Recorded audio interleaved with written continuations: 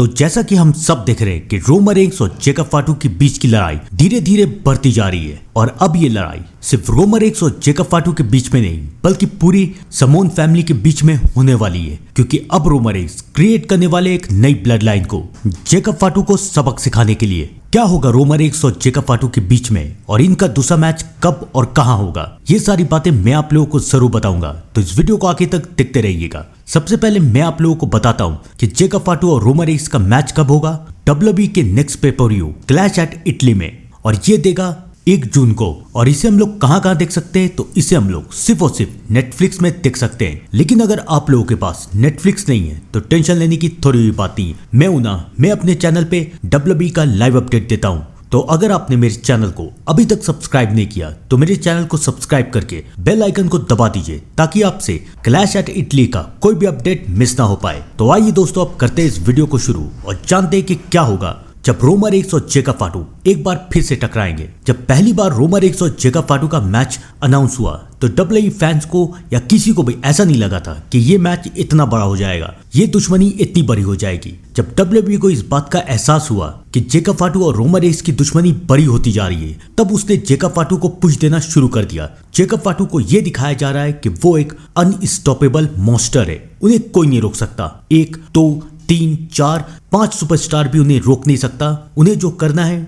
वो करके ही रहेंगे। अब बैकलैश में रोमन रेंस ने जेकब फाटू को हरा तो दिया, लेकिन उसके बाद जेकब फाटू ने रोमन रेंस को इंजर्ड कर दिया। रॉ में आने के बाद रोमन रेंस का एक ही डिमांड था कि जेकब फाटू उन्हें एक्नॉलेज करे, क्योंकि ये बात उन दोनों के बीच में तय हुई थी कि अगर जेकब फाटू हार जाएंगे तो जेकब फाटू रोमन रेंस को एक्नॉलेज करेंगे।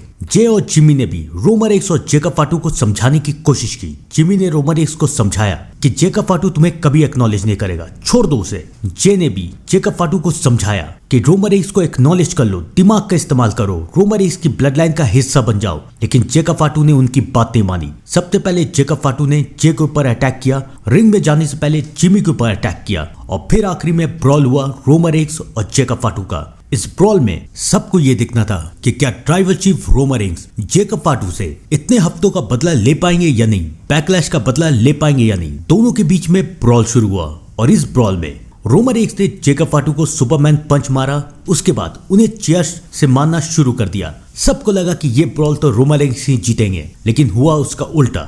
जेकब फाटू संभल गया और जेकब फाटू ने रोमन रेंस के ऊपर हमला कर दिया। उन्होंने टोंगा ग्रिप रोमन रेंस को फिर से दिया, उनके ऊपर कमेंट्री टेबल तोड़ दिया। WWE ऑफिशियल्स वहां पर आए, उन्हें रोकने की कोशिश की, लेकिन जेकब फाटू रुके नहीं। उन्होंने ये साफ साफ तौर पे कह दिया है कि जब तक वो वर्ल्ड हैवीवेट चैंपियन नहीं बनेंगे तब तक वो रुकेंगे नहीं। तो अब फाइनली रोमन रेंस और जेकब फाटू का एक बार फिर से मैच होगा और इस बार दांव पे लगेगी जेकब फाटू का करियर, कि अगर जेकब फाटू हार गए तो उसके बाद जेकब फाटू को या तो रोमन रेंस को एक्नॉलेज करना पड़ेगा या फिर जेकब फाटू WWE से चले जाएंगे। लेकिन इतना ही नहीं, अब रोमन रेंस को एक नई ब्लड लाइन भी बनानी पड़ेगी और शायद रोमन रेंस की नई ब्लड लाइन का हिस्सा ज़ीला फाटू भी बन सकते हैं। ज़ीला फाटू भी रोमन रेंस का साथ दे सकते हैं जेकब फाटू को हराने के लिए। अब रोमन रेंस की ब्लड लाइन बड़ी होती जाएगी और पूरी समोन फैमिली रोमन रेंस का साथ देगी। आपको क्या लगता है कि क्या होने वाला है, कमेंट करके जरूर बताइए। तब तक के लिए thank you and good bye.